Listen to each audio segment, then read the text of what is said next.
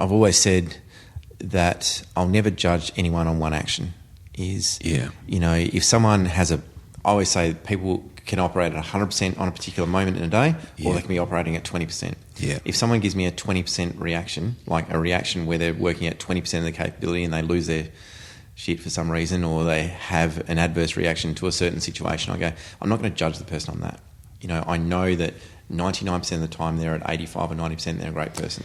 Yeah. And I think that forgiveness is kind of something where you see those episodes happen in the army where you've just got to pick your mate up because he's had a bit of a tantrum and that sort of thing, and you just move on and get the job done. And I think that's served me well over time as well. Welcome to the Get Invested podcast, where we share great conversations with experts from all walks of life to uncover their secret know-how on where they invest their time, their skills and their money, and the benefits that this has created. You see, the truth is that everyone invests. Every minute of every day, we're investing our time, our skills, our energy and our money in something. Some of us are investing consciously, some unconsciously, sometimes for good, sometimes for bad, and sometimes for no impact. Get Invested will help you to start living by design, not by default. I'm going to help you to make it happen, not let it happen. You'll hear the top tips on how you can live with conscious intent so that you can live more, work less, and leave a living legacy by investing now. Listen to the show to discover the top tips on how to get started, make the most of your investment journey, and ultimately to be living your dream, not someone else's. More episodes can be found on iTunes or at bushymartin.com.au/get invested. Thanks for listening, and now let's get invested. Hi, freedom fighters. When someone judges you negatively straight away, before you've even had a proper chance to get to know each other, how does it make you feel? That situation when you're introduced to someone and you can just tell by their body language that they just don't like you. Now, I don't know about you, but I find this kind of instant rejection and unfounded judgment really hard to take. That feeling of criticism that gets you questioning yourself, and it starts to eat at your self-confidence. The reality, however, is that it says more about them than it does about you. Yet, if we put the shoe on the other foot, that's exactly what most of us do every day of the week when we meet someone. Now, psychologists say that we make up our minds about someone within 15 seconds and then spend the rest of the interaction convincing ourselves that we're right. And this is the dangerous part of instant judgment. It allows no time for trust to emerge or relationships to grow based on experience and performance over a period of time. It gets in the way of getting to know each other properly. Now, learning to overcome the limitations of instant judgment is important to our lives in general, but it's particularly important if you're a home buyer or a property investor, where trust is a must with the people you're dealing with, and never more so than with the real estate agents who are generally your gateway to the property you're trying to secure, and who are the focus of today's episode. So, here are some quick tips extracted from my book, The Freedom Formula, on how to develop win-win-win relationships with your property team that are built on trust. Now, trust is built around 4 key things, and they are credibility, reliability, intimacy, and the level of self-interest. Now, let me explain. Credibility is what someone has done and said. Reliability is about someone repeatedly doing what they say they're going to do. Intimacy? Well, that relates to feeling comfortable emotionally with someone, that intuitive gut feel based on the openness, honesty and integrity of who you're dealing with. And then finally, self-interest. Now, this is the degree of impartial independence, and it's often the most important but often ignored ingredient. Now, to establish a trusted team that is working for you to achieve your interests, I recommend testing them all on these key parameters, and you can do this by using what I call the 5 T's in trust, and they are talent, tangibles, trade, tax, and touch. So here's what to look at in each of these areas. With talent, it's about their temperament or their character. So the questions you need to ask, Who is the actual person who'll be looking after me? You just don't worry about the business brand name and reputation. What's their specific relevant experience and expertise? How busy are they? Do they have the time required to service you properly? And what's the level of team support? And finally, how and when do they communicate with you? Then we need to look at tangibles, which is their competence. Have they invested in property themselves? Now we consider trade, which is their calibre or expertise. Are they good at what you need them to do? How do they prove it to you? How long have they been doing it? How many clients have they helped so far? Then we switch to tax, which is the cost to you. How much and how do they get paid and when? And are they cost effective? Now this doesn't mean cheap, because your focus should always be on value delivered, and you normally get what you don't pay for. Now, I don't mind paying a premium if I get a significantly better result. So focus on value, not cost. And finally, we look at touch, which are the level of connection or ties you feel with the person. So do you feel comfortable and like them as a person? It doesn't matter what you do, success is all about long-term relationships, so this question is often the most important. So does the person feel right? Now, I could be the best property and finance person you've come across, but if you don't like me as a person, don't use me. Because property investments, at least a 10-year journey built on long-term mutually respectful relationships where you have to enjoy each other's company, respect each other, and have some fun while you're riding the inevitable ups and downs, speed bumps and challenges along the property roller coaster ride. So use these trust tenets as a template when considering whether to work with anyone who's going to be part of your property team. Now, someone who's passed these gruelling trust tests for me with absolute flying colours is today's guest, Scott McPharlin. Now, unfortunately, real estate agents generally rate very high on the instant preconceived judgement scale and very low on the perceived trust rating, which makes it hard for those who are generally doing the right thing by their sellers and their buyers. And in my personal experience, Scott is one of these really rare birds. Now, as a real estate agent, he shares my passion for helping people to get where they want to get to in life through property. And he does this by working very hard and, most importantly, telling the truth. You see, Scott's results are nearly 3 times faster with over a 93% success rate in property sales. Now, when the industry average is just 60%, you really need to compare your agent on the results they've achieved as opposed to results that they say they can achieve. Now, Scott's knowledge, experience and results have been gathered over 12 years in the real estate industry, and his down-to-earth communication systems are absolutely second to none. Scott tells it how it is, often to his own personal detriment. Now, a lot of agents tell you what you want to hear so they can secure your business and then spend the rest of the time talking you down on expectations. Well, it's the opposite with Scott. So to learn some gems on buying and selling property and what you need to be doing or considering in the current uncertain climate, from a trusted and proven performer, I know you're really going to enjoy this easygoing and straight-talking chat with Scott McPharlin.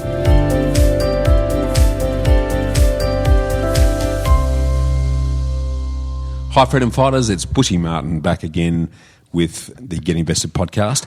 And today I'm catching up with an old mate. He's someone that I've had a lot of respect for a lot of time.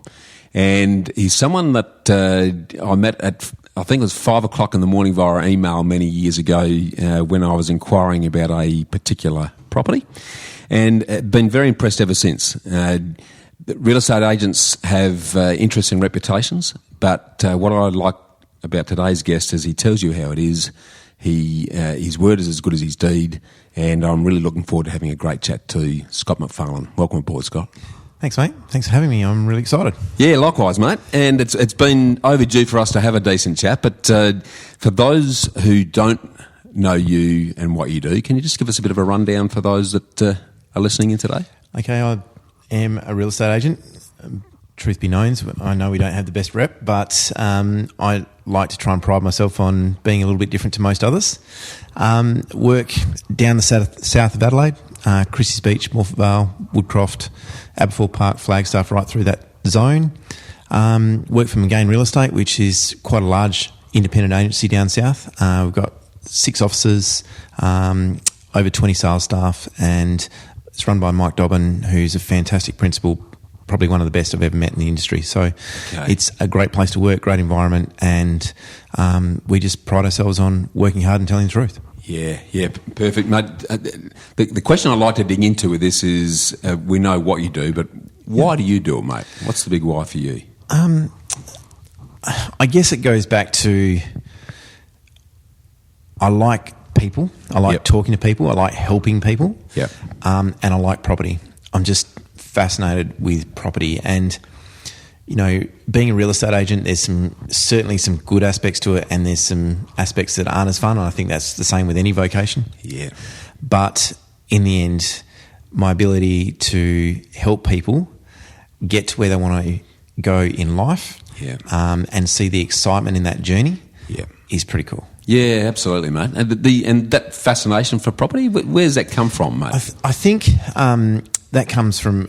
So I'm a country boy. So grew up in Western Australia on a wheat sheep farm, just over 4,000 acres.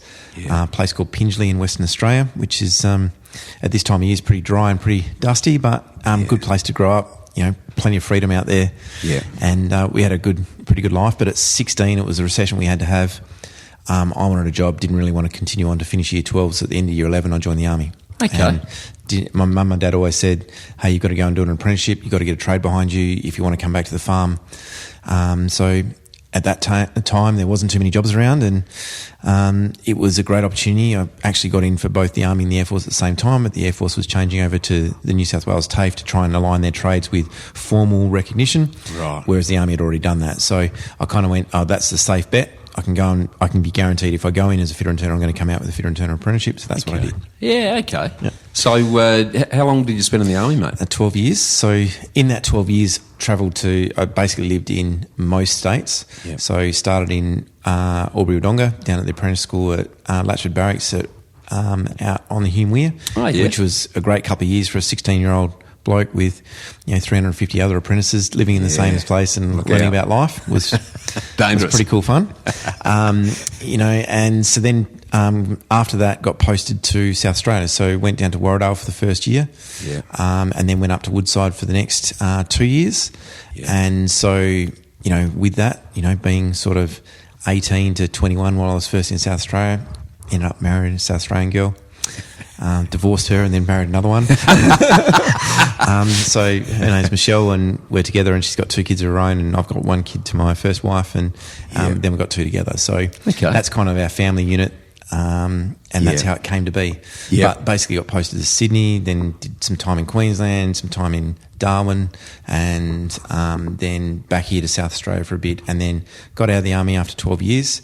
Why, mate? Can I ask why? Just medical reasons. I was a fitter and turner, so I did all field repairs and all that sort of stuff, and I really enjoy being able to take a truck full of parts and tools and go out and fix something that's broken on the side of the road and get it to where it needs to go. That bush mechanic side of things, or that MacGyver style mechanics is the way I like to.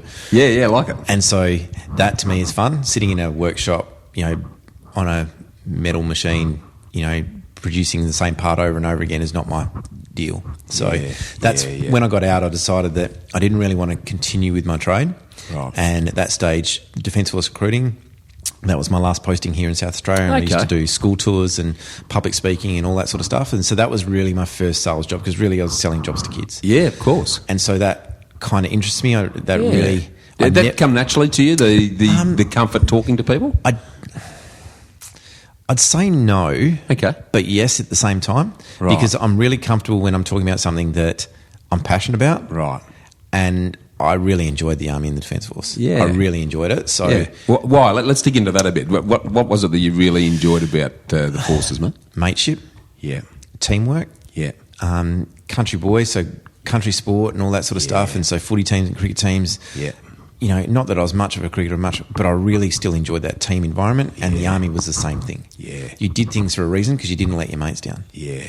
And so I kind of feel that's still the same today when I'm dealing with clients. They're my mates the same way, and so we're working as a team, and, no one gets left behind, so to speak. Yeah, because I'm having worked alongside and done some work with people out of the forces over the years.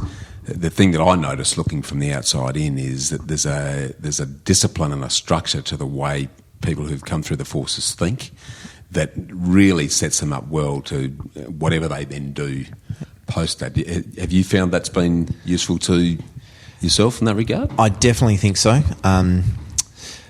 There's definitely some traits that you bring with yourself through life after being in the army. Yeah. I think as time goes on, I definitely see some of those relaxing too. But yeah, sure. I've got to say that because if my wife or my assistant ever listens to this and I say that I'm never late, then they'll say, you know what, that's bullshit. But anyway, because I'm only ever late for them. So well, you're never late, mate. In the experience I've had, that's one of the things I've noticed. You're always early, actually. Yeah, so, I'm never late for a client. I always say that, and they'll back that up. But I'm always late for them because I'm always putting a client first. So, which is funny, but I suffer the same disease.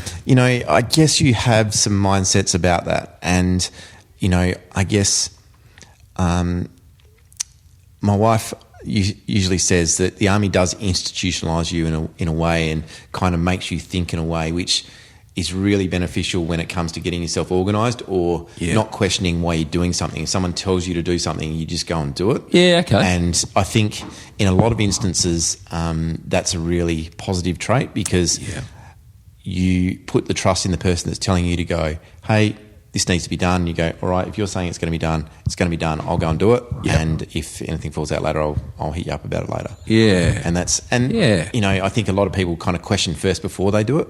Yeah, I agree. And I think, in today's environment, where work ethic and all those sorts of things are kind of pretty fashionable sorts of things, you've got to put your trust in your partner and the person you're working with and move forward. Well, so you'd be a very good team player as a consequence of that because it's, right, this is what we're trying to achieve, this is the job that needs to be done, I'll just get it done. Yep. Yeah, and I feel awesome. With that, I've always said that I'll never judge anyone on one action. If someone has I always say people can operate at 100% on a particular moment in a day, or they can be operating at 20%. Yeah. If someone gives me a 20% reaction, like a reaction where they're working at 20% of the capability and they lose their shit for some reason, or they have an adverse reaction to a certain situation, I go, I'm not going to judge the person on that. I know that 99% of the time they're at 85 or 90% they're a great person. Yeah. And I think that forgiveness is kind of something where you see those episodes happen in the army where you've just got to pick your mate up because he's had a bit of a tantrum and that sort of thing, and you just move on and get the job done. And I think that's served me well over time as well. Yeah, really good skills because you're right. If I look at a lot of people these days, they're very judgmental, very quick to criticise, and it is based on just that one instance. Yep. Whereas we're all dynamic. I can be good today and in a crappy mood tomorrow. We all go through that. Yep. So having the ability to accept that and work with that, that's really good, mate. Yeah, excellent. Anything else that came out of that Defence Forces learning that you think's been good or bad, actually, in relation to life since then? I think, to be honest, I say it all the time, where if I hadn't have been in the situation where I got out medically, because basically I was attached to the parachute battalion in Sydney, and I was doing a jump and landed on my back not landed on my back, but kind of bruised my coccyx area. Right. Had an x-ray just as a precaution. They found out I got a birth defect. So it's nothing serious. Right. But the big book says that you can't be in the army with that. And so I guess that adaptability to situations to go, okay, that's over, it's done. Didn't really weep about it. Just kind of get on and go, all right, what's next? And what was next, mate? That's a great segue, actually. Where to from there? Yeah, so at the time, the Army was actually transitioning to Defence Force recruiting. I'd worked in Defence Force recruiting, and so they'd civilianised it. So I actually took a job as the manager of the Gold Coast branch. Yep. And, it was my first forte into corporate life. Yep. Manpower Defence Recruiting, as it was known then. Yeah, okay. I remember Manpower. They won the contract. They won the contract. Yep. And it was a very new thing. No one had civilianised recruiting anywhere else in the world, and it was a big learning curve. My first ever targets, my first ever budgets, my first ever... I was a corporal in the Army. I'd done promotion courses to go to sergeant. I'd done Defence Force management, but it's very structured how that works. Right. In a corporate environment, managing civilians who haven't been through the same training as you, it's a totally different thing. So it was a massive learning curve, to the point where at the end of the 6 months that I stayed there, I ended up carrying my box up the hill to my apartment, because I couldn't make the transition. It was too much going on. Right. So that was really interesting. It kind of woke me up to going, do I really want to be in the control of corporate life, where I've got someone looking over my shoulder, checking my budgets, doing all that sort of stuff? I feel like I really want to be in control of my own destiny a bit more. Yeah. And at that point, Michelle and I had just gone through a bit of a break, and she was living in South Australia, I was living in Queensland. Yeah. And so I basically packed up my car and went, all right, I think I want to go home to WA. Okay. Meet my parents again, because basically That's left when I was 16. Yeah. 12 years later, my brother's 2 years younger than me, my sister's 5 years younger than me. Didn't really know them. Yeah. So it was time to go home. So I convinced Michelle to pack up and go to WA, and hence one of her boys, who's now married and got 2 kids, he now still lives over there, because he met his high school sweetheart and ended up going back over and marrying Emma, and they're actually going to be here in a couple of weeks. But awesome. Yeah, got 2 grandkids to Jordan and Emma now. But it was a really interesting time, because we took some time and going, okay, this transition out of the Army didn't work, so let's have some time. I was kind of interested in real estate. I'd kind of done some investigation up on the Gold Coast to go, how do I get into this? Okay. Because why? I like the whys, mate. Okay. What was the motivation there? I'd built a house on my last stint in South Australia at the time, where the first home buyer's grant was 14 grand. Okay. And land was still pretty cheap. It was in Nairn. It was an Oakford built house. Oh, yeah. It was in stage 1, so got on the ground level, bought the block for 48,000, 1,000 square metre block. Nice. Built an Oakford house, divorced my first wife at the time, and it worked out really well, where basic values doubled within 12 months, 2 years. Wow, okay. Had a really good bank manager, and I've got to give a shout out to him from the National, who he knew that I couldn't afford it on my own, but because the market was going up so much, we revalued through the process and refinanced, because it was relying on my ex-wife's income, which we didn't have anymore, and we'd already signed it, settled the land, done a few other things. So it was a really interesting time, but he looked after me and really set me up from an investment point of view, because that gave me my first 100,000. Yeah, nice. So awesome. That was that was kind of the tongue in, and I kind of wet the appetite. Yeah, it's like, this is a bit interesting. We're making some money here. Mm-hmm. Yeah. And, now that I look back, that was pretty much fluky times. It doesn't happen that easy these days. True. But that kind of whet the appetite. And because I'd moved around so much, I'd seen a lot of houses, and I was interested in houses, and I guess I'd had a lot of experience with different styles of houses, like older houses in country WA and, farmhouses, and it was just really interesting. And when I moved to the Gold Coast, I took that money, bought a 2-bedroom unit. Oh, yeah. And renovated it, and made about another 50 there. And, which was really good in the term over time, because the Gold Coast market was pretty flat at that time. Yeah. That would have been what sort of... So that was 2003, 4. Okay. Around that era. Gotcha. And so... Yeah, and worked out then, because I was ex-tradie, that I had a pretty good eye for tiling and doing that sort of stuff, and that was kind of my lead into property. And Michelle was really, because, as I said, when I left the Gold Coast, we kind of worked out our stuff and got back together. Yeah. And she was interested in property her whole life as well. Okay. She'd grown up with pretty... parents didn't have a lot of money, didn't have a lot of work and all that sort of stuff, so she'd learnt very early on that she needed to buy a house. Right. And so her and ex-husband, when they bought their houses, they went to Mount Barker in the days that it wasn't cool to go to Mount Barker. Right. It was, they still got property there? They would have done very well. No, they sold it when they separated, but did really well out of it, because they paid like $73,000 for a 3rd-acre block, which is now a dental surgery, or it used to be a nursery, on Wellington Road in Mount Barker. Yep. And, so she was interested in property. She was interested in investing. And there was a point in time that I remember early in our relationship, before I'd gone to Queensland, that she said, we need to invest down at Christie's Beach at some stage. Right. And it took her about 5 years to convince me. which was probably about 5 years too late. But in the end, that's where we've invested, and that's where we want to be. Yeah.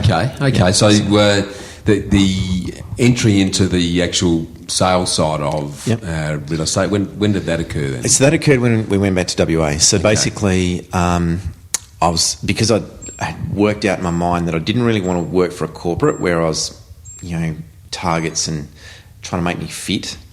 Wasn't my deal. Yeah. So I was kind of looking for something that I could be hands-on-ish, deal with people, but maybe run my own show. Right. And I just was walking down. So the place where I went to boarding school was a place called Narrogin, and there was a lady by the name of Danielle who happened to be my brother's ex-girlfriend. Okay. She was a very young girl, 22, 23, in real estate. Yep. And she'd just married a new partner, was planning on having kids, and was going to go back into an admin role. Now, country real estate, you have 100 listings, and your real art is to grab the buyer that walks into town and sell them something. Yeah, right. Because everything's on the market for a price. Yeah, good call. Okay. And so she had plenty of listings. She said, well, I'm just going to go into admin. You could take over all my listings and get in real estate. And in WA at the time, the course was like 14 days. Right. And so it was kind of you run your own hours, and if you turn up to work and you sell stuff, you make money. And I was kind of saw that when I was talking to people and I was passionate about property, it kind of fitted. And I'd made these investigations while I was in Queensland of what is real estate, how does it work, and it kind of just all fell together. Yeah, okay. So I ended up working for Ray White, which, the White family, obviously massive business in Australia, but I have a lot of respect for the White family still. And, in fact, they've just taken back over the South Australian business. That's interesting as well. Yeah, it is. But I really enjoyed... I basically started, and I think it was about the third month, I had a massive sales month and sold more than any of the other guys in the office. Right. Now, that was pretty easy because I didn't have to go and find my own stock at that stage. Okay. But then I kind of worked out that, hang on, this pay slip here is more than I ever earned under a corporate and more than I ever earned in the army. And I went, this is now really interesting. Yeah. And then I worked out that a lot of the others were scared to tell the truth. Interesting. And I went, well, what does that mean? Give me an example. I just think that people like to be on the... I think really, and everyone knows that real estate professionals have a reputation for trying to be a little bit more positive than they need to be sometimes. Mm-hmm. And I found that, especially the people in the demographic that where I was working, if you hit them in the chin and told them how it was, they'd respect that way more than, going, oh, I'm not sure, maybe not, or maybe, or I think it could be up there, and... Yeah. And they just wanted to be told, okay, it's definitely not there. Here it is, but if we do this and do this, I think I can get to there. Yeah, exactly right. And that really worked for me. I just, worked hard. Michelle didn't move over for about 3 months after I moved until we got there. And because the first home buyers grant was around, I kind of took advantage of that. Houses in the country town that I worked in Narrogin, the average price was kind of 70 or 80 grand, 90 grand. And they could get a $14,000 first home buyers grant, massive, to buy their first house. So anyone that had a job, I could walk them I could go to the pub, have a couple of beers with all the young guys in town, and go, "Where do you work?" "Oh, you work with Mr. Coruscanti. You're a concreter." "And how long have you been in the job?" "Oh, you've been in longer than 6 months." "How much you got saved up?" "Oh, I got 5 or 6 grand saved up." You could buy a house." "Oh, really? Is that something I should do?" "Yeah, it is." And then I could wheel them off to the bank manager. Get them set up on a loan. 3 days later, we'd take them out and we'd show them some houses. They'd buy one. Deal done. Yeah, awesome. And so it was kind of a really interesting, but I guess my instinct is I've been able to work out how to put a deal together. And I've been able to assess the market, and I like data, I like reading, I like, I really like data, actually. Any of my guys at my work will tell you that I'm the person to go to when it You're a comes to numbers that. man. Yeah, I am a numbers man. And so any trends and all that, I feel like I can be on the forefront of and see them coming and get a feeling for the market, and it's just come naturally. Yeah. And I absolutely love it. Yeah, and that's the reason I think we've connected so well, is that I respect the knowledge that you do have in that area, and you really do the thinking work, which very few agents do. There's a lot of order takers in the selling market where they're just expecting the property to sell itself, whereas you start to understand what people are looking for and then give them the information that they need to make a a good decision on. Yeah, awesome. Okay, so sort of backtracking a little bit there, and looking at your parents in that small country town there on the land, was property that was something that was important to them, or is this something that you've looked at completely independently of that? I guess property was, when you got farmers, property is definitely important to them, but it's their business model, it's not their investment model. Yeah, okay. Yes. It's really interesting because my parents bought what could be termed as an investment property, but it was basically a beach house. Okay. Not so much of a beach house, but safety bay, close to the coast. Didn't really go up that much from what I remember. It might have been 50 or 60 grand in the 10 or 12 or 15 years that they had it. Okay. But I don't think property was their passion, investment-wise. Yeah. They're more shares people, but I think that comes back in those days, you got when you put your fertiliser order in, you got shares for it. Yeah, right. So West Farmers, if you ordered your chemical or your seed or all that, you got bonuses given in shares, and back then they were worth nothing, but now they're worth trillions. Yeah. So I think for them, accidental investors almost. They were accidental investors, which got them interested, and by being accidentally investors, they had to kind of get interested, because once they become worth something, it was worth paying attention to. Wow, what's going on here? Yeah, exactly. So, gotcha. That's so you can see how that kind of moulded their investment strategy, and it's no different to mine, where I kind of fell into property. Yep. Because the first home buyers grant was around, and we made money, and it got interesting, and it's almost identical in the story. It's just a different method. Okay, so you start selling property with Ray White over there. Yep. At what point did you invest further personally in property? Okay, pretty much started. Sold the Gold Coast unit, moved back to WA. Yeah. Michelle and I bought an absolutely stuffed 1960s red bricker. Okay. And did a massive extension. Cost us $55,000 to buy the house. Did $180,000 extension on it, and that was our family home. Yeah. And so we had quite a bit of equity in that between the two of us, and then we started just dabbling. Michelle didn't really like country WA. Right. She would be the first to tell you that. Yeah. And because one of two things, you either go there to play sport or you go there to breed. Or both, yeah. She was a really good breeder and not much of a sports person. Hence, that's why we've got two girls today, because we had three boys between us before we moved over there. And she packed up all the pink stuff and then unpacked at the other end and kind of twisted my arm, went with the big brown eyes and went, "Oh, could we?" And then once we had one girl, then it was, "Oh, there's too big a gap, so could we?" And then we ended up with two. So Grace and Matilda are here.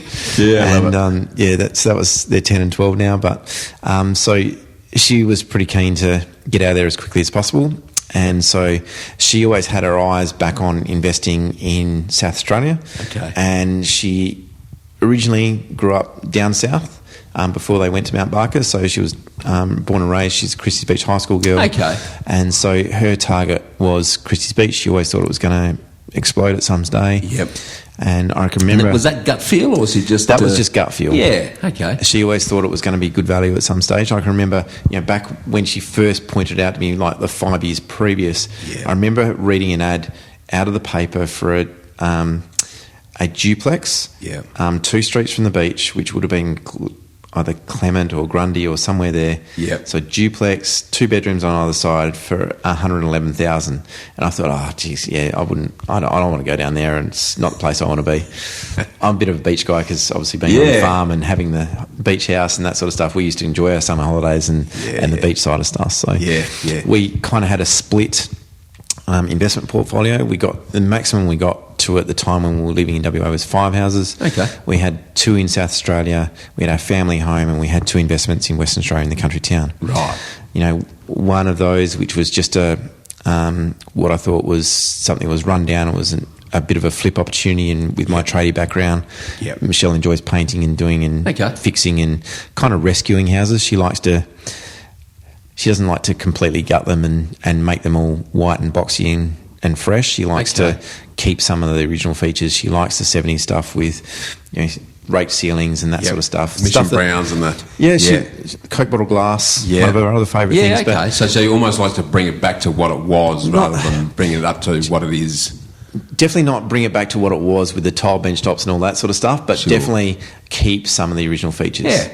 You know, she's always against rendering, Yep. you know, what we would determine as ugly 70s brick. She knows in 5 or 10 years it'll come back. Yeah, that's a good call. And so, maintenance-wise, exposed brick's much easier than render. So I guess, you know, with our investing side of things, there's been a couple of strategies through our time, and we're probably, I'd hate to say it, you know, you'd expect a property professional to be different, but we've kind of been strategy-less.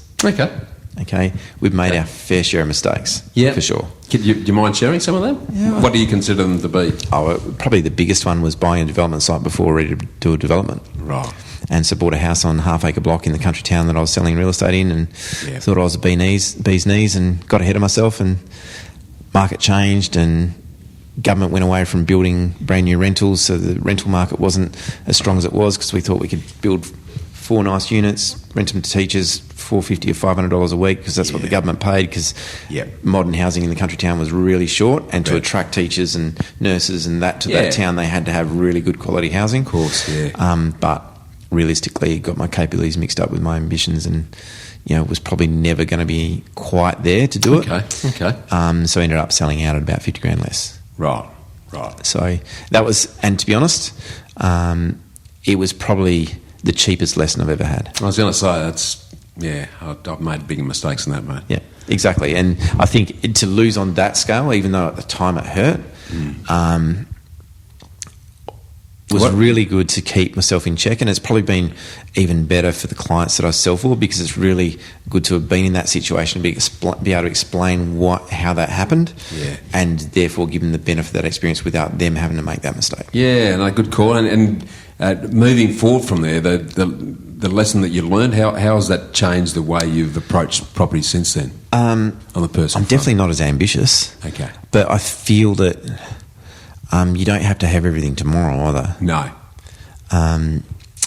Totally agree. I feel, you know, like I said, we've made some mistakes, and we probably don't structure things perfectly and all that sort of thing. But most people don't, by the way. Yeah, I totally get that. I see that pretty much every day.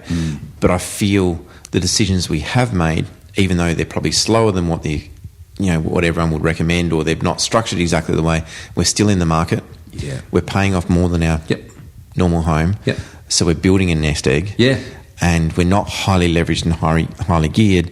So when opportunities present themselves, because Michelle and I have a bit of a different kind of view of what a good investment is, when we find that compromise, we kind of got to act. Yeah. Because if you miss that opportunity, you may not cross paths again with something that we both see as suitable every single day. Okay, so let's circle around that then. Michelle's got that nurturing view. Your view is probably more around the numbers. How does that resolve itself? Because it's the partnership's pretty important. Compromise. Okay. You know, and that's what I say. Like right now, you know, with the changes that have happened in tax, in depreciation, and all those sorts of things, I'm looking towards, hey, we need to build something new. Now, this is where the conflict happens. Of course. Is because Michelle likes to rescue older stuff. Yeah. She doesn't like to see things cut up and developed and subdivided and all that sort of stuff, which we have a couple of prime houses that could probably support a subdivision very well and do very well from an investment point of view, but that's just not her thing. Yeah. So I have to go, okay, I'm not, you know, that's not her boat. I have to respect that. Yeah. And we have to find some other compromise. So we have to find something older that we can buy that's absolutely trashed and completely renovate it so that we can take advantage of the depreciation by renovating the something. new stuff you've done. Yeah, it makes a lot of sense. Yeah, awesome. Okay. So and while we're talking about that subject of partnership, I'm as you know, Scott, I'm a student of success. I've been reading and looking at people ever since I was in high school. I'm one of those nerdy guys that just wants to learn how people do it well. And one of the resounding things that keeps coming through is the importance of partnership and team in that regard. How important has Michelle been to your success to date, do you believe? I don't think you get anywhere by yourself. Yeah. I think Michelle and my partnership, and I think it's no different from a lot of people's, we have an interesting partnership where we're a little bit chalk and cheese-ish. Okay. Like, so yin and yang? Yin and yang and opposites attract. That's good. That works. In certain ways, you would say yes, and other ways it's very difficult. But I think that's the same as anyone's relationship or partnership, whether that be business or married life. And I think that's just the reality of the situation. I think a lot of the listeners will probably find they go, yeah, well, things aren't easy when you're trying to set a direction, and you've got to get the other person on board. And that's the same whether it's cooking dinner or working out what's for dinner, or whether it's buying investment property or building a new house or whatever the case may be. And I think it sharpens the sword too, because if you're constantly having to really look at what you think and you have robust discussions around that helps inform you better on what you really do believe, but also the ability to then influence and communicate in such a way that is... it's particularly in real estate, because one of the things I want to delve into now is what separates a good real estate agent from a not. And I guess, when just finishing off the bit about the partnership, but I think Michelle's I think I've got to give her credit where credit's due. She knows that she can let the rope pretty loose, but she knows when to tap me on the shoulder and say that's enough too. Yeah. And I think that calming ability that she's got has been absolutely phenomenal for me over the years, because I can get a bit carried away. I get a bit excited sometimes. Yep. And she knows when to rein it in. And I think that's a great kind of, whereas I'm, yes, let's do it. She goes, well, what about this and what about that? And from that side, she's an amazing financial controller. She's very frugal. Yeah. She opens my eyes to, you don't just have to run out and grab it, because if you take 2 seconds to have a look around, there's probably a better deal. Exactly. So from that aspect, I think that's really important to have someone that's willing to take on that role. Yep. Within a partnership, because if you don't do that, then you're flying blind. Yeah, no, totally. And the water finds its own level in that. I find. I mean, Sonia and I have very robust discussions. We're both quite strong, and we're polar opposites on a lot of things. Yeah. But that's what works. Yeah. Because it really helps me to get clear on what I truly do believe, and I get really good at communicating that, because I have to go through the exercise of justifying why I think this is a good idea. Day-to-day negotiations. Absolutely. Yeah. Absolutely. Same as what I try to teach the kids is, ultimately you're going to have to negotiate for the rest of your life. So, to do that, you have to find out what motivates the other person you're negotiating with. Yeah. You have to be able to go, okay, so what is it you want? Yeah. What is it you need out of this situation? How can we make this better? How can we compromise? Yeah, and that's a great lead into talking about what separates a good agent from not, because from the outside looking in, I tend to focus in on those agents that I believe are really good negotiators, because that to me is the essence of what separates one from another. What's your thoughts around that, mate? Yeah, I think, negotiation, it's kind of one of those cliche words that gets thrown out a lot, because I think, so you ask someone, what do you want in an agent? And they go, well, we want something that's good value and we want something that's a good negotiator. And I always like to go, well, what's a good negotiator? How are you going to be able to tell? If they haven't conducted the negotiation yet, how are you going to know you've got a good one? And so I like to think that negotiation is more about attaining the information they need to be able to get a match and a fit for both sides of each situation. So, for me, negotiation for me is not more about talking, it's more about asking and listening. Yeah. And so I think, if you take the time to ask and listen what someone wants out of the situation, you can normally find a way to make it match. Yeah. And, one of the best pieces of advice I ever got was in a negotiation, the most important thing you can buy is time. Yeah. Because normally if you put a timeline that's too short and you haven't allowed enough time to give that person enough space in their head to clear their head and work out what they want, and hey, if they're going to be able to make that compromise, if you put the deadline too early, they're just going to say no. Yeah, absolutely. And so the more time you can buy in that negotiation to allow that deal to come together, then the better off everyone's going to be. They're going to get their head around it, they're going to be more comfortable with it, they're going to understand the other person's point of view, and you're probably going to be able to make it work. I love that, mate, particularly in a world where everyone wants everything done yesterday. Yep. embracing time there as your friend as a way of actually getting a better outcome for all is pretty big recognition.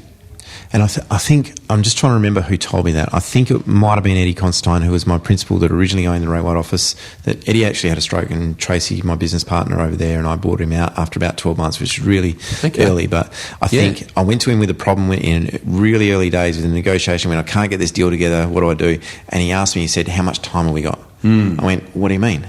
Yeah. And it was a really interesting question. He said, well, if the deadline's in an hour, I'm not going to be able to do anything for you. You're dead. Yeah. If I don't have to, get it together by tomorrow or the next day, then we've got a chance here. Yeah. So, and time also allows each party to rethink what their position is too, doesn't it? Yeah. Absolutely. You know, because no one, you look at vendors every day, and from a real estate agent, no one ever wants to compromise on what they think their property is worth. Of course. And for them to come to the fact that they might have to do that does take time. Yeah. And, especially in the market we've got, because there are many benefits, because if I lower my price over here, it allows me to do this, this and this, and that takes time to be able to get your head around that and for them to be comfortable and happy for the situation to happen. Yeah, exactly right. The minute you try and jam it together, everyone gets angry and everyone gets, and egos get thrown into the situation, then it becomes pretty messy. Yeah, that's a really good call, mate. What are the other, if you were to try and boil down the key ingredients of what's made you successful as a real estate agent and what you think is the essence of that, what does that entail in your language?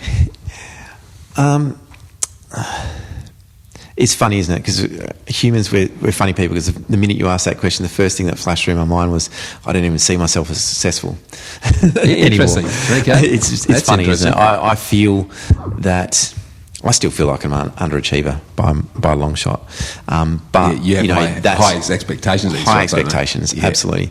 I guess for me, I break it down to, I believe that I base my success, and I see success as if I'm willing to sign someone up on a listing, then I've got to get that transaction sold.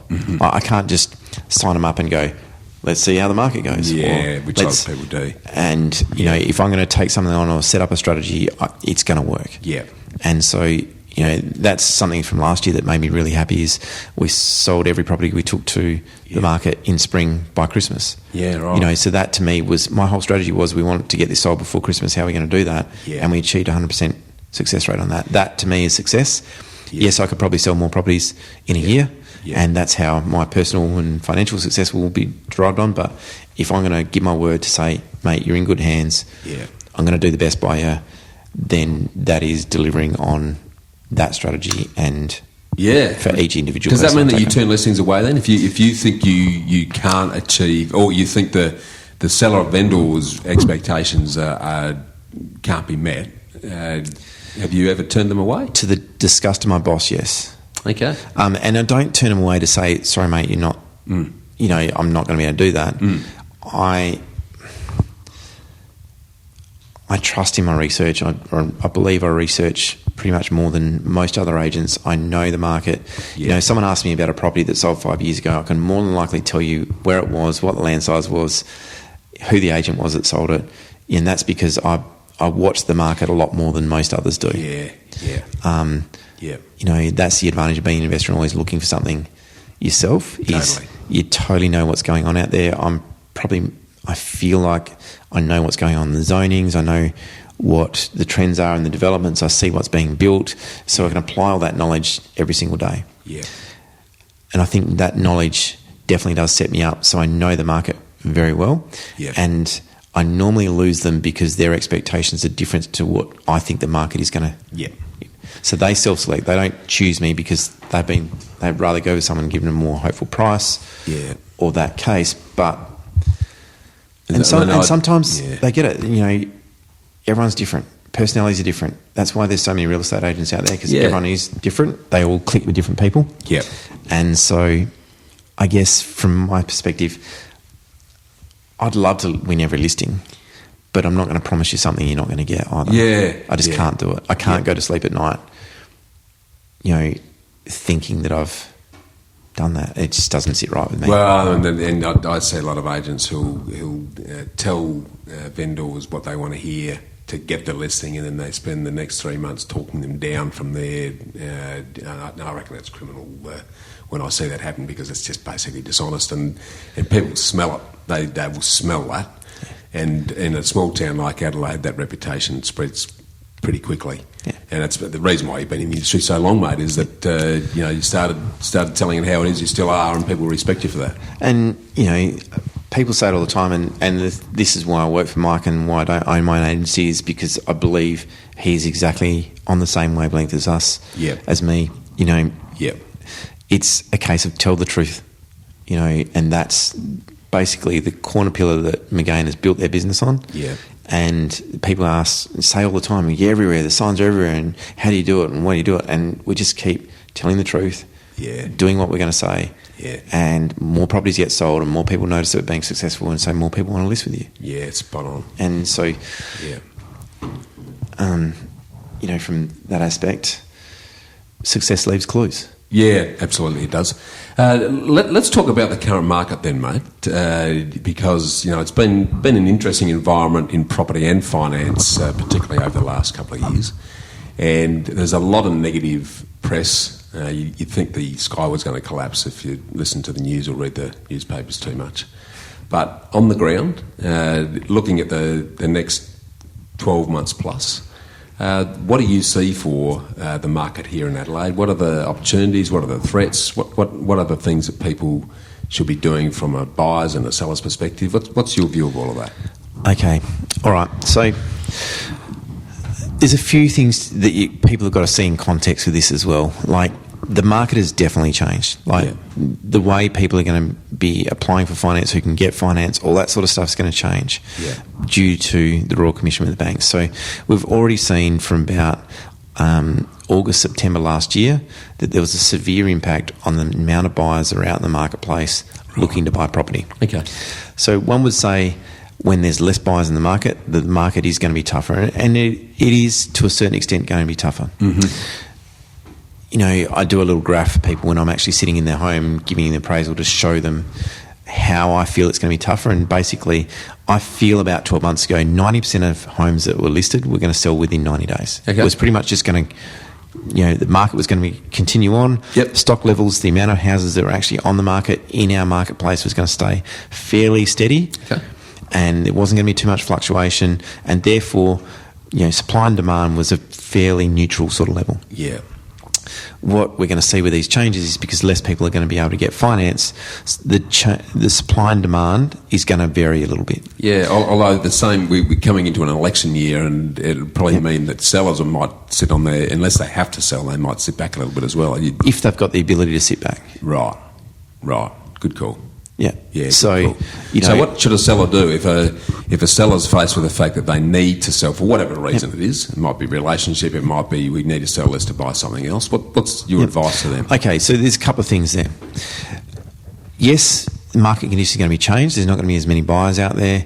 The market's probably likely going to be fairly flat. There's some good upside to jobs and all that sort of stuff, and new markets are being developed in South Australia to have a positive thing in 2 to 3 years' time. Yep. And for us, these market conditions are actually very positive for a lot of people that are looking to buy. Yeah. Now, I said it the other day, and I'll say it again, I'm not a fan of the term buyer's market. No. Because it makes it sound like it's not a time that you should sell. But for people that are looking to upgrade, who have got good incomes, who have got the ability to borrow, this is a prime time where it could be the best time to make that financial decision to sell and rebuy. Like, if you're looking to upgrade your family home, if we take that instance, there's no better time because there's more choice and less competition.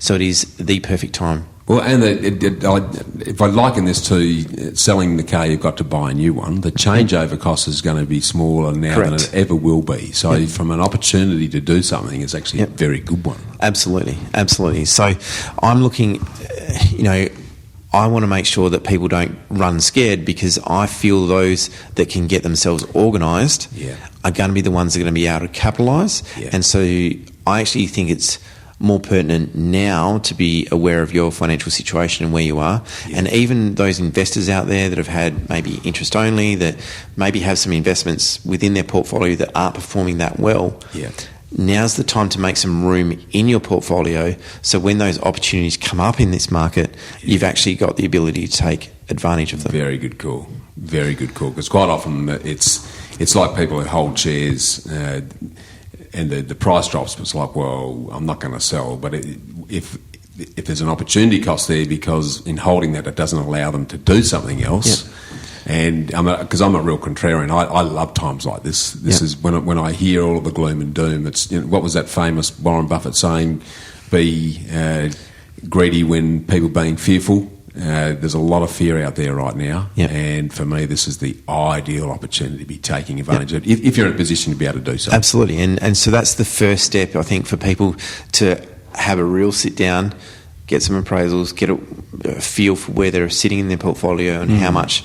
Because if you're highly geared, then you're not going to be able to borrow in this new environment. If there's a situation where you can actually get yourself where you've got some room in your portfolio, then those opportunities, when they come up, then you're here to take advantage of them. And I think that's really key.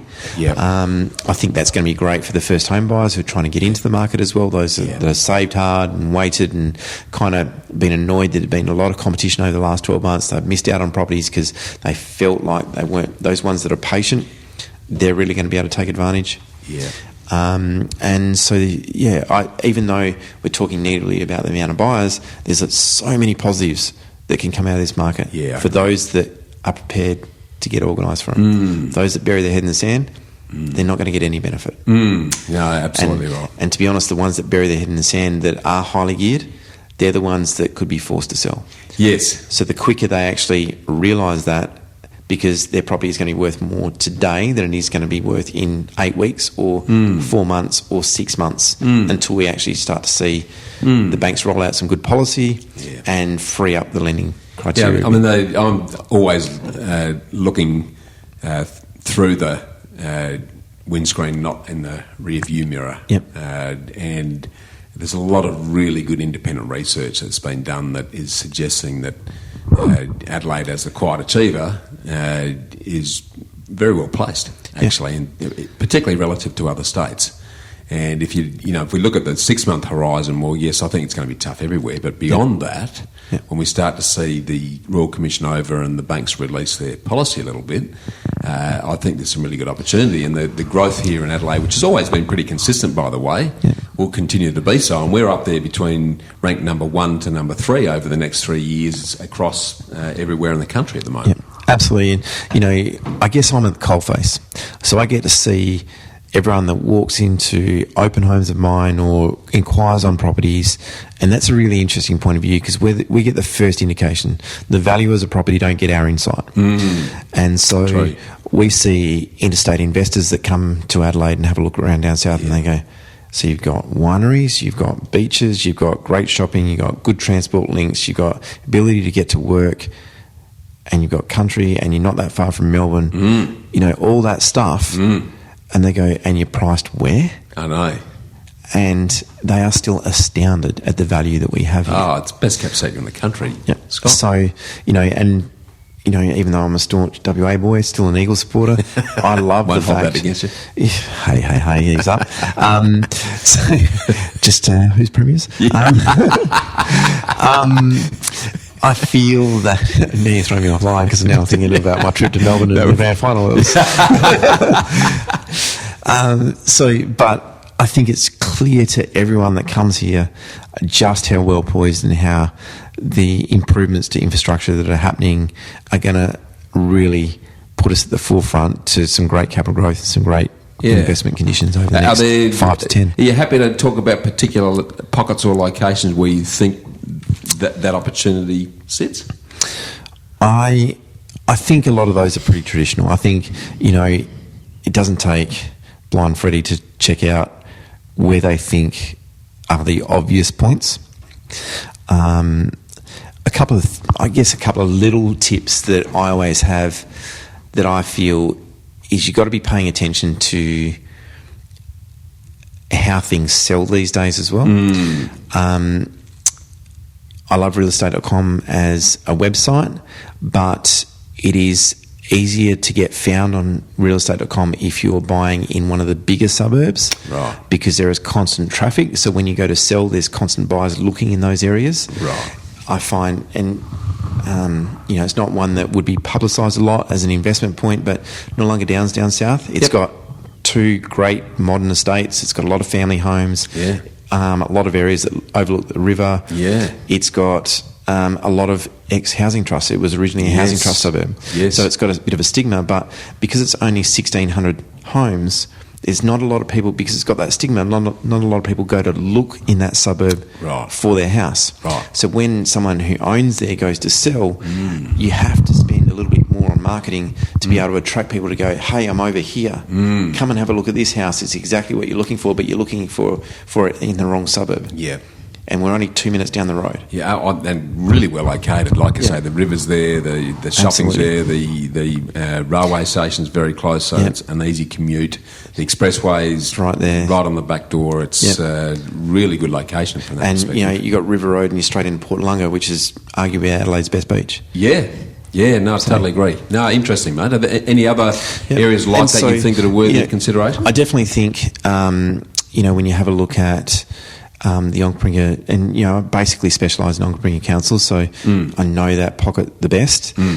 So if you have a look at the new zoning and the focus that's been in the areas around the little town centres, so from a development perspective, frontage is king in the Ongpringa Council. Land size is not the be-all and end-all. You need to make sure you're buying stuff with frontage, even if it's something that's more modern for a long-term rental, just to give yourself that ability to sell to an investor on the next time so when you 20 metre minimum, so you can subdivide and get a double garage on it. So when you're subdividing, the minimum you want for splits down the middle is 18 metres, so you can get the 9 metres. And then you want 11.6 or 12 metres, as we round it up to, you want for that double garage. And, that's right. When you're building new stock, that's really interesting as well. But that's kind of down to it. But I feel the town centres close to the transport, which is age-old, good investment stuff, but I feel the way that Ongpringa has restructured their zonings, there's a lot of opportunities around those smaller town centres. The little local shopping centres even, and that sort of stuff. There's a real focus on those local communities again. Yeah, interesting. Okay. And there's a lot of talk across all industries, finance industry, property industry, about the impact of AI, and then we're seeing all of these, I don't even know their names, but is it something bricks? These interesting characters are trying to introduce low-cost models into the selling fraternity. What's the view of all of that, mate? Do you remember GoGecko? Vaguely, yes. Okay. Which says it all, probably. Yeah, well, ultimately, this is probably going to be a little bit controversial, but I blame ourselves. The industry, the reason why these guys can get a leg in is because we haven't done a good enough job of looking after our customer base. If we had looked after everyone perfectly and run great business models where everyone got their desired outcomes, then there'd be no need for anyone to look for the cheap option, because they could see value in the services we provided. Yep, good call. So I think that's something that we as an industry are working towards, in making sure that we do offer better value, that our services are first rate. We know that, from a cost perspective, it is one of the biggest costs.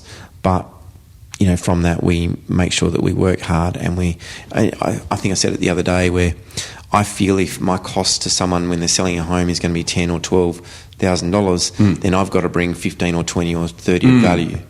That's the way I perceive it. If they're selling and, the market says, based on evidence, that, it might be worth $350, then I've got to find a buyer at $360 or $365 to make it worth while them paying me. Otherwise, then going the cheapest option is probably the best option for them. So for me, that's why I'm always working on finding, and like I said, it's not just a simple case of putting a property on realestate.com and hoping the buyers find it these days. I think the days of actually finding a target market and finding a buyer that's more motivated, got more of a financial more finances to be able to spend on your home and see value in your house more than anyone else, is more important. Like the other day, just before Christmas, I sold a house in Morphettvale, big suburb down south, one of South Australia's biggest suburbs, in fact. And we advertised everything, had the first open, had 4 offers, was going to sell about midway in the range, and I had a phone call on Tuesday morning. We're normally making decisions by Tuesday afternoon after our weekends opened on which offers we're going to take. And I spoke on the phone. It was just something about this lady's voice. She sounded organised and all that sort of stuff, so I delved and we spent about 25 minutes on the phone. And I basically said to her fairly early in the conversation, I said, we've got some offers after the weekend. We're very close to making a decision, but tell me about your situation, because I want to see if it's worth, if you're going to be in the ballpark to be worthwhile. So tell me your story. And she was kind enough to do so. Turns out that her best friend, she'd literally been through 2 years of court, through a divorce scenario, just had our payout the Thursday before. She'd seen this particular property advertised in the paper the last week, and Tuesday morning is when the messenger hits in some parts of the suburbs, and it's a newspaper, and the property was in the newspaper. Now, most people would say, I don't read the paper, I don't need to be in the paper. Interesting. The best friend, so we didn't even find the buyer, we found the best friend's buyer, the best friend of the buyer. She picked up the paper and went, that house that I told you about last week is back in the paper, you should ring about it. There you go. She rang, she paid $15,000 more than the next person, but thinks it's the best thing since sliced bread. So everyone wins. So once again, marketing today, and the reason why that property was in the paper was it had space for a caravan. It was a modern house on a full-size block that was easy care, that had space for a caravan. So that was marketing that was pertinent to that property because it was suiting the target market. Because paper readers are generally of the older demographic. True. Good call. Now, the other thing I would say about that these days is a lot of the first-home buyers are using family guarantees. Now, those parents that are supplying those family guarantees are often part of the decision-making with what house they buy. You're using my money, I want to say in what you buy. Guess what paper they read? The messenger. So now the first home buyer properties are really pertinent to be able to go into a messenger. Smart. Because their parents are actually looking on their behalf. Of course. It's responding to the true audience that are buying the properties. Absolutely. So you've got to have someone that really understands the target market for your particular house. And I do a lot of video and a lot of Facebook, and I like to focus on where attention is. And people's attention these days are on their phones. So being able to use that attention and leverage that attention to be able to get your property in front of other people at a cost-effective rate is really important. So if I'm wanting to sell a property, Scott, what are the criteria that I should be using to select the agent in the current market, as you said? Well, the one thing I would say in today's market, the difference in picking a good agent to a bad agent is going to be severely different to what it was 12 months ago. Because 12 months ago, the market would fix any problems. Good call. Okay? In this market where there's going to be less buyers around, if you don't get the best buyer, you're going to be different to the tune of $20,000 or $30,000 or $40,000. Massive. And the best buyers normally come quickly. So if you don't have a strategy around how you're going to put that buyer that's got the ability to pay the most amount of money for your house in a situation where they feel like there's competition and a reason why they have to act, then they can sit back and wait. And if they can do that and then they see that no one's coming after 2 or 3 weeks, then they have the ability to put in a cheap offer. Exactly. So you've got to, not only do you have to find the buyer and be able to decipher what the target market is and where to get that property in front of them, you've also then got to put them in the right situation. If you haven't got an agent that's got a strategy around doing that, then you're probably going to lose. That's good. So that's where selecting an agent becomes so important in this market. So important. And it's something I often say. I see a lot of people make decisions on whether it be agents or property managers around how much are you going to charge me, and which is the worst possible parameter to focus on. And I often see the measure in that regard around that negotiation skills that we spoke about. As soon as I see an agent who's prepared to drop their pants on their fees, is actually telling me they're not a very good agent. is if they don't believe in what they're doing and they don't believe in the value that they're giving you by charging what is a reasonable figure to do the job, then I really start to question what their capacity actually is. What's your thoughts around that? One of the things that, and I'm not sure if many people have used the conversation, but when people say, what should a real estate agent charge? I'd say, ask them what they think they're worth. What do you think you're worth? And I think normally they'll come back with a higher price than what they've told you. Yeah. So then I say, okay, so if they think they're worth that and they do their job and get you the great price, would you be willing to pay them that? And most people would say yes. So I find when it comes to price on a real estate agent, if they do their job really well, then they should be paid what they're worth. Yeah. Because Totally. That's worth money. Absolutely. So, and I feel that if a person does that, then the relationship that you're working with on your agent is a different level. Yeah. The person that negotiates really hard on fee to start and the agent feels like he's handicapped from the start is probably not getting the relationship off to the best start. No.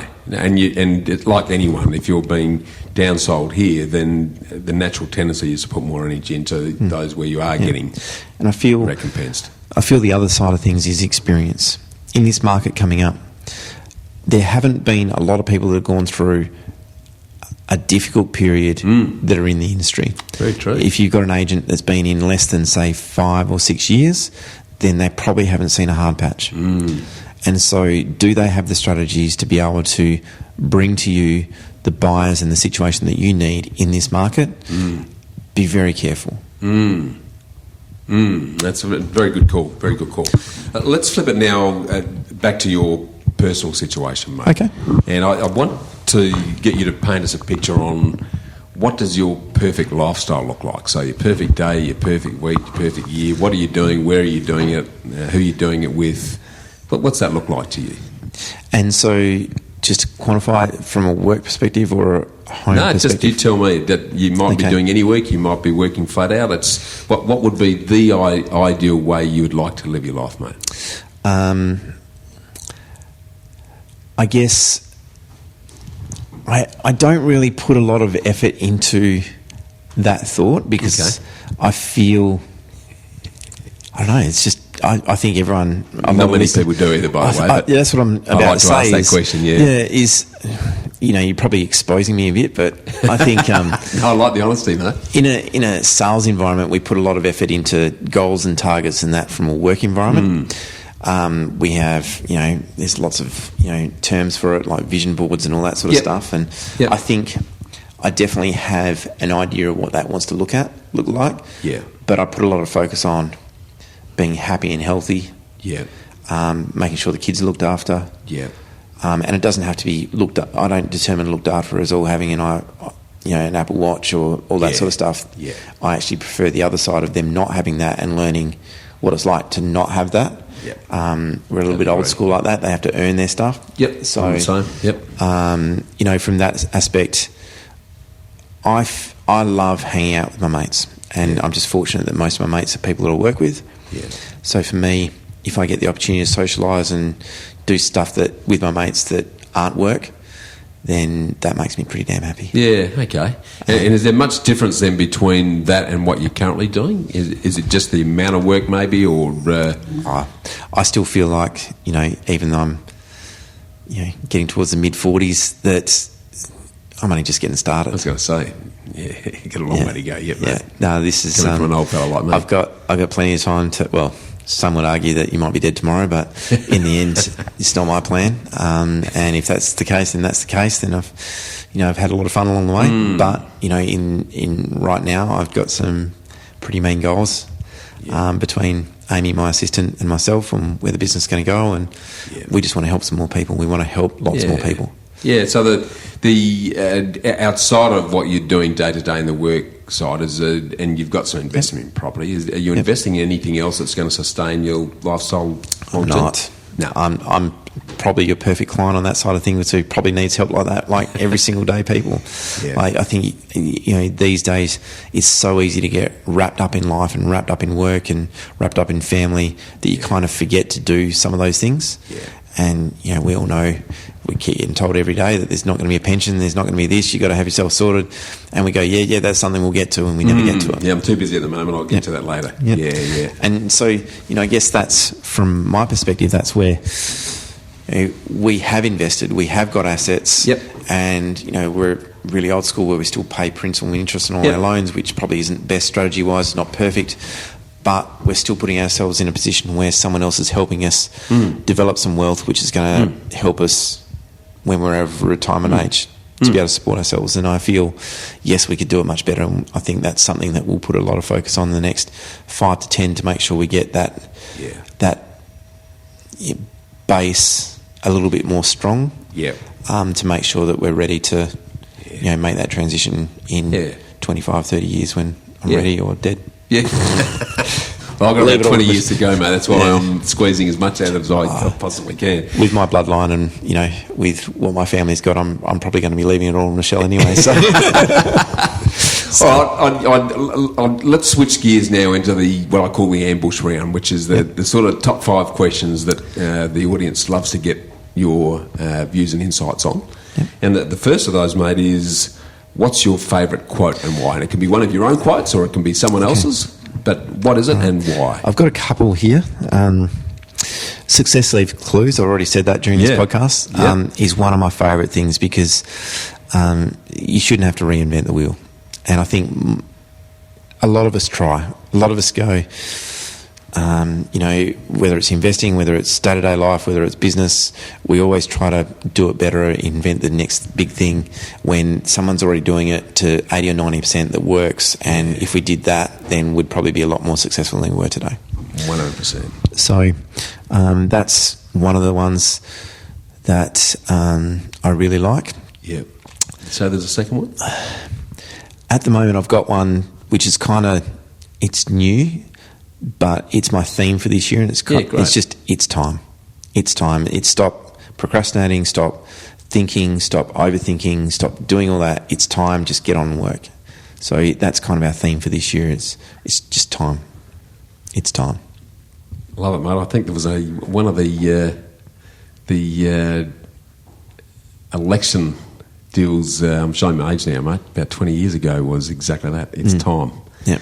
So, but I think you're spot on. It's quite motivational because time means it's now we need to get something done here. Yeah, and I think that's kind of combination where, if you look at my life, like the kids have been going through primary school and we've moved from WA and we've kind of been thinking about building it. We had all these things on that we just didn't kind of worry about investing or doing that sort of stuff, and it's all come to the point this year where we're going, okay, so what are we doing? And it's time to do something.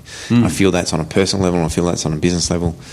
Spent a lot of time learning about best practices and digital practices on real estate, and been listening to a lot of podcasts, a lot of information to make sure that I've got the tools for this new market for my owners, and I feel it's time. Yeah, brilliant, mate. Love that. Moving on then and you've mentioned podcasts, top book and top podcast that you would recommend people have a read or listen to? Podcasts, Gary Vaynerchuk. Yeah. From a digital point of view, he's a legend, Gary V. He is, and I learn things every single day from him, and I probably learnt more. He's really good at digital stuff and knowing where attention is in the digital world and how to, leverage that. Yeah. But his personal, I guess, moral kind of centre of where he is, and his interpretation of someone goes, what about this, Gary? And his response from that level to go, well, kindness, that's what you need to, and all that sort of stuff has been... I've definitely learned a lot from that side of things, because it's really easy to, go, oh, damn, that was frustrating and that shouldn't have happened, but he would never do that. No, he's got coming back to that time theme again, he's got a long-term view. Yeah, he does. So he's quite masterful in that regard. Yep. Yeah. Okay. What about the reading side? Are there any books that have been influential to you? I was actually a much bigger reader when I was a kid than I am now. Yeah. I find it really difficult to read. I don't know why. I used to love it as a kid. Yeah. One book that I read and I still quote from today, and it's a bit of more of a personal one, but I've used it a lot in business to understand people as well, is the 5 love languages. Yeah. That's a good one. That's a really interesting one. It is a good one. For some reason, at that time in my life, it really struck a chord. Yeah. Other people that I recommended it read it and didn't really enjoy it, but I just feel it gave me a new perspective on how to view the relationships that I had, and whether that was at a work level or a personal level. A lot of that was personal level, discovering what really made Michelle tick and what really made me tick, and being able to work that out. That book was revelational to me because my wife Sonia is a show me person. I'm a tell you person. Yep. And for a long time we were missing because she couldn't understand why I wasn't showing her, and I couldn't understand why she wasn't telling me. Yeah. And once the penny dropped when we read the book, it's like, oh, okay. So I'll flip to showing you now, and if you can tell me more, we're both going to be happy. Yeah, yeah, and getting on that same wavelength, really, one would argue that we definitely haven't, perfected it, but it's helped. Yeah, that's a good one, mate. That's a really good one, actually. All right, now this is a little bit left field, but it's a question that everyone asks us, mate, because everyone in Australia feels like they pay too much tax. What's the top thing that you've done to minimise how much tax you pay? I think realistically that just comes to having great professionals on your team. Yeah. Realistically, as we've seen in the finance recently, the state of play is always changing. Yeah. You've got to have a team member on your side, being an accountant, to really be on top of that and give you the best advice for your particular situation at any time. 100%. Because we all love our barbecue advice. We love going to the mate's place and getting advice from Harry on what we should do to minimise tax and all the rest of it. But if it doesn't fit your situation, then it's not going to be good. But absolutely. It is an elite team sport, being in property and investing and making sure that all the boxes are ticked. So you've got to have the right position players for every single one of those. Yeah, and the accountant's an absolutely critical one in that regard, mate. So no, that's very good advice. What about talking about the investment piece specifically? Then what would you consider to be the worst and the best piece of investment advice that you've received today? All right. The best piece of investment advice that I've ever received would have been when I was actually first joined the Army. So when you're 16 and you're given a full-time wage and you're coming in an environment for the first time that you've ever had money and you're still a kid, they quite often sit down and say, this is what you should do and this is what you shouldn't do. Yep. Basically, back then they told us that we should be saving 10% of our wage for a rainy day and putting it aside. I think about 3 guys did it. And I reckon those same 3 guys are the ones that aren't working anymore. There you go. And the rest of us are still slugging it. Yeah. So I didn't actually take the advice, but there you go. It is good advice. What's that book about Babylon who talks about exactly that, just put 10% away. Yep. It's pretty bulletproof if you do it for long enough. And so then probably the worst piece was probably me not taking that piece of advice. Yeah, good call. That's a pretty good call. That sums it up pretty well. No, but I think,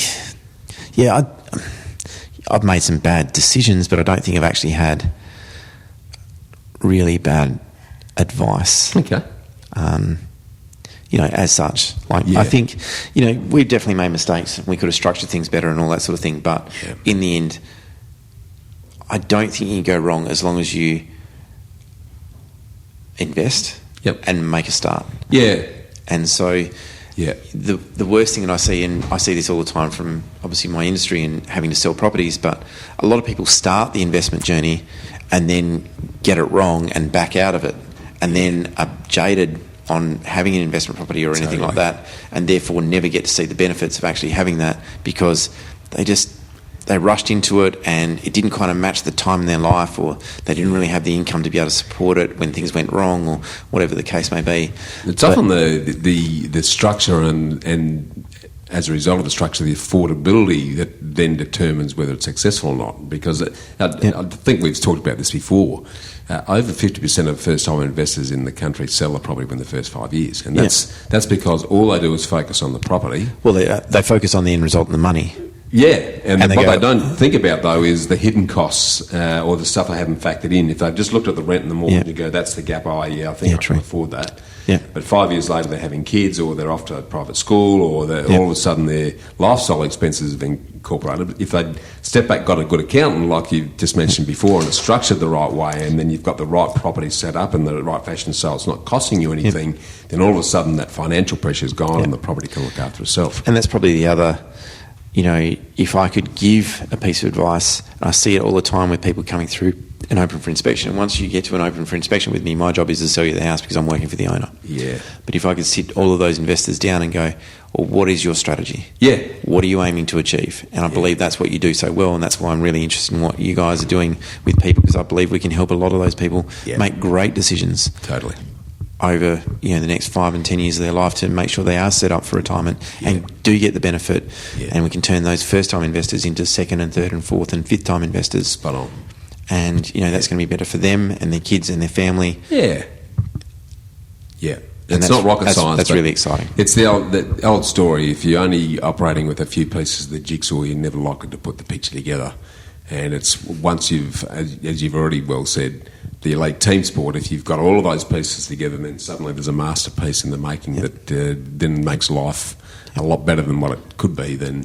Yeah, that's awesome, mate. Okay, coming back to you personally then, a personal habit that contributes to your success, you believe? What would that be? I still feel that just comes down to hard work. Yep. In the end, you don't get anything you don't work for. When you grow up on a farm and you watch Dad walk out the door at 6 a.m. in the morning and doesn't get home till it's dark, it doesn't matter about daylight savings. If that means there's, it doesn't really matter. The sun rises up, you're out working, and the sun comes down, and you're finished. That, I think, I've so much respect for my dad. Especially now when you're older and got your own kids, and you look back and some of the things, my dad was pretty quiet, but when he spoke, as kids we didn't really listen. But I still hear a lot of his words ringing in my ears today, and I hear myself saying exactly the same sayings to my kids, because I realise now they were some of the wisest things I ever heard in my life. Yeah, I'm the same, mate. So I'd exactly the same. I used to argue with my father, and now with my son, he's echoing. It's and you talked about earning. If you want something, go and earn it. All of that stuff. That's exactly what I hear myself saying now. And those tried and true hard work ethic principles are pretty baseline. Aren't they? And I think they're even more relevant. There's so much glossy stuff where people show what the results are, but they don't really show you how they got there. Yeah. And, they try and sell the dream without telling you what the actual method to get there is. Yeah. And realistically, the only thing that gets you there is hard work. It is, mate. And it's funny you should pick up on that, because I've been saying to a few people recently, kids are told these days you can be anything, you can do anything, you can have anything. And you can. If you do the work. Correct. If you do the work. And it's, that study of success over, I've been reading there for 35 years, mate. Sustainable success takes at least 15 years. Doesn't matter what it is. Everyone I've seen who's been, and I emphasise sustainable, it's been at least 15 years before it happens. And we're talking the Bill Gates, and we're talking the Warren Buffetts, we're talking all of those guys. That's all a minimum of 15 overnight years. Successes, and it only felt like they were overnight successes because they came onto the radar a year before they got successful, but they've been working flat out for 14 years before and that. Really hard. And really hard. Absolutely. No, awesome, mate. Well, that's a really good way to bring it into the final question, actually. So if you were going to talk to, it might be one of your kids, or someone who's just leaving school, what would you advise them to invest their time, their energy and their money into create success for themselves? To be honest, this has probably changed a little bit over the last couple of years because I believe the digital world does give people the opportunity to try a lot more things than what they would have 10 years ago. Yeah.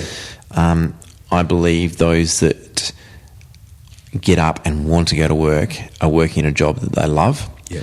So I believe you've got to find something you love. Yeah. And so I don't mind if you're working at Coles for 10 years, trying a bit of this and a bit of that, and a bit of this and a bit of that. But at some point, you're just looking for something that you're really passionate about, that you really love, and then you go all in. Yeah. And so I believe, you build on your work ethic and all that sort of stuff right up until that point. And then when you've found that thing that you love, then you go all in. Yeah, yeah. And so spending that time, you don't have to have it all sorted out by the end of high school. No. You don't have to know where you're going to go. To be honest, I finished high school at year 11. I didn't go to uni. I didn't do that stuff. I don't see, and I've said this to my daughters and my wife's of the same opinion, the school journey is about raising great humans and giving good values and doing all that stuff. Yes, we want them to be good readers and writers and perfect, at education-wise, A's and all that sort of stuff, but I don't see it as massively important. I see those instilling those values and learning how to negotiate with their peers and develop friendships and relationships as that side is more the purpose of school these days. Yeah, totally. And so for me, I feel if they can work on those things and spend some time trying a whole heap of things, and I guess my thing is, if I was going to talk to those guys, is give everything a go. Yeah, exactly. Yeah, I didn't actually think I was ever going to be a salesperson. Yeah, no, yeah. Yes. I reckon I would have said it if you had videotaped me my whole life during school, whatever. There would have been some point as a salesperson. I'd never be a salesperson. Those stupid scum, that would have been one of. I can actually, whether it's a memory that I've developed over the years and it didn't actually happen, but I feel like I actually said that to someone at some stage.